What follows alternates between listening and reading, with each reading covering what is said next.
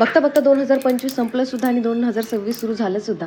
2026मधला पहिला सण म्हणजे मकर संक्रांती. तर त्यासाठी आज आपण बनवणार आहोत तिळगुळाची वडी किंवा तिळगुळाचा लाडू. याच मेजरमेंटने लाडूसुद्धा बनवू शकतो.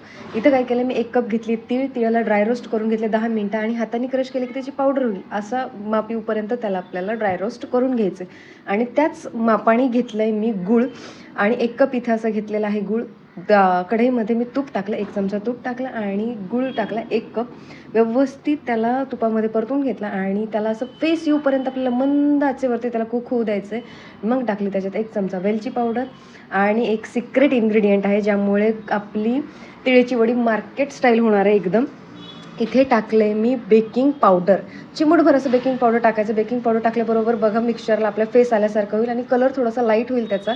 त्याला व्यवस्थित मिक्स करायचं, 2च मिनटं मिक्स करून घ्यायचं एकदम फास्ट आणि लगेचच त्यामध्ये टाकायची तीळ टाकायची आणि कंटिन्युअसली त्याला मिक्स करून घ्यायचं आहे. गॅस चालूच राहू द्यायचा जोवर आपलं मिक्सचर छान मिक्स होत नाही.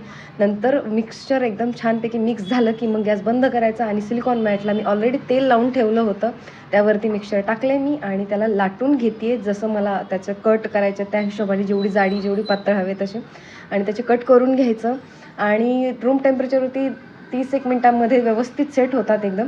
मी इथं फॅन खाली त्याला सेट करून घेतलं, 10 मिनिटात सेट झाली. क्रिस्पी क्रंची आणि एकदम मार्केट स्टाईल झाली होती. ती नक्की रेसिपी ट्राय करा आणि जास्तीत जास्त व्हिडिओ शेअर करा. Thanks for watching.